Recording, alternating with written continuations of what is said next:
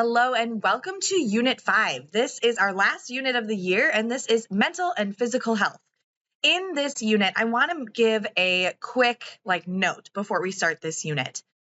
Mental health is a serious and important part of life. And as we learn about the different disorders and treatments of disorders, please try not to be tempted to diagnose yourself or others. And if you are struggling or if one of these things hits too close to home, please reach out to help, either to me or a trusted adult that you have in your life. So in this unit, we are going to start by looking at stress and health. Then we're going to move on to positive psychology, the psychological disorders that we can classify, and then finally, how those disorders are treated.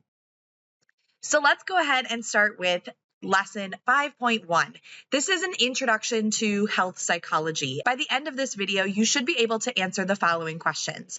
How does health psychology address issues of psychological health and wellness in relation to behavior, mental processes, and stress? And how do different coping strategies, such as problem-focused coping and emotion-focused coping, influence behavior and mental processes in response to stress? Before we begin, let's dive into what health psychology is. Health psychology explores how our thoughts, feelings, and behaviors affect our physical health. So it's how that psychological component or cognitive component influences the physical component. It's all about understanding the connection between our mental and our physical well-being. For example, stress can contribute to conditions like heart disease, while a positive mindset can boost recovery. Health psychologists study things like coping with illness, health behavior change, and how our environment influences our health. So let's first talk about stress. Stress is the process by which we perceive and respond to certain events called stressors that we appraise as threatening or challenging. Not all stress is bad. There are two types of stress, eustress and distress. Eustress is the positive kind of stress. It's the feeling of excitement and motivation that helps us rise to the occasion, like preparing for a big presentation or playing in an important game. Eustress pushes us to perform well and can feel energizing. Distress, on the other hand, is negative stress. It happens when we feel overwhelmed or unable to cope with a situation, like dealing with a difficult situation at work or struggling with personal problems. Distress can lead to anxiety, burnout, and even health problems if it goes on for too long. So while eustress helps us grow and perform, distress can be harmful if not managed properly. The stress reaction is the physical and emotional response to the stressor. This is what happens to our body when we are experiencing a stressor. And our stress appraisal is how we interpret events that happen to us. There are two types of stress appraisals. The first, the primary, appraising or making sense of the event itself. Is this a stressor? The secondary appraisal happens when we are determining how to handle the stressor. So what is my ability to respond to this stressor? This in turn leads to us determining, is this short-lived stress or acute stress? And this happens when we are facing a temporary challenge, like preparing for a big test or meeting a tight deadline. And it can actually be helpful, giving us the energy and focus that we need to get things done. Once that stressor is over, our body returns to normal. On the other hand, extreme or prolonged stress, known as chronic stress, occurs when stress lasts over a long period of time, like work or home. This type of stress can be harmful, leading to serious health issues, like I said before, anxiety, depression, heart disease, and a weakened immune system. The key difference is how long the stress lasts and how it affects our body. While short-lived stress is manageable, chronic stress needs to be addressed to prevent long-term damage. So how does our body respond to stress? Well, we know about the fight or flight response in our body when we are approached with something that is potentially life-threatening. However, we want to take this a step further and call it the fight, flight, or freeze response. This is our body's natural reaction to a perceived threat, and it's all about survival. When we face danger, our sympathetic nervous system kicks in. This prepares us to either fight, flee, or freeze. For example, fight is if we feel strong or capable enough, we might react aggressively to defend ourselves. Flight is if we feel like we can't fight. Our body might prepare us to run away from the threat to stay safe. And sometimes our body tells us to freeze, which can help us avoid detection or wait for a danger to pass. This response is automatic, and we've talked about this throughout every single unit we've talked about.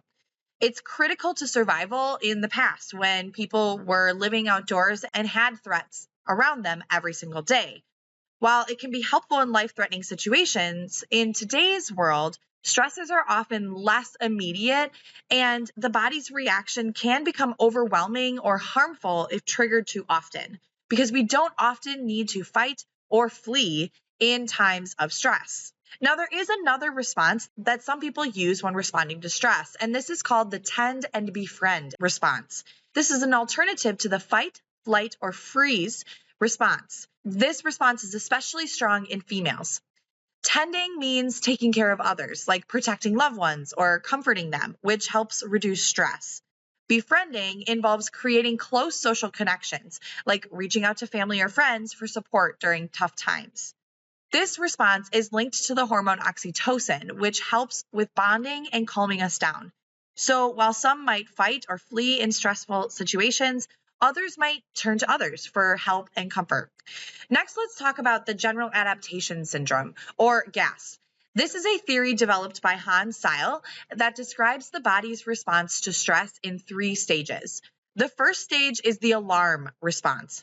Alarm is the initial reaction to stress, where the body detects the stressor and activates the fight, flight, or freeze response, releasing adrenaline and cortisol to prepare for action. The second stage is the resistance stage. If the stress continues, the body tries to adapt to the ongoing stressor. The initial shock wears off, but the body stays alert and focused. This stage can last for a while, but resources start to deplete and the body starts to get tired, which leads to the third stage, exhaustion. If the stress lasts too long, the body's resources are drained and it starts to burn out. Chronic stress without recovery can result in serious health problems, like we said before. GAS helps us understand how stress affects the body over time and why prolonged stress is so damaging. So let's talk about the connection between stress and health. Psychoneuroimmunology is the study of how the brain, the nervous system, and the immune system interact. It looks at how psychological factors like stress, emotions, and thoughts can affect the neurological and immune systems in our body. For example, chronic stress can weaken the immune system, making us more susceptible to illness. On the flip side, positive emotions and social support can strengthen our immune system. So P&I shows how our mental and emotional health can directly influence our physical health. Stress can also contribute to hypertension or high blood pressure, which is a serious health issue. When we're stressed, our body releases the stress hormones adrenaline and cortisol. These hormones increase our heart rate and cause blood vessels to tighten, which temporarily raises the blood pressure. This is because our body is preparing for fight or flight. If we experience chronic stress, that constant cycle of high blood pressure can damage the blood vessels and increase the risk of developing hypertension over time.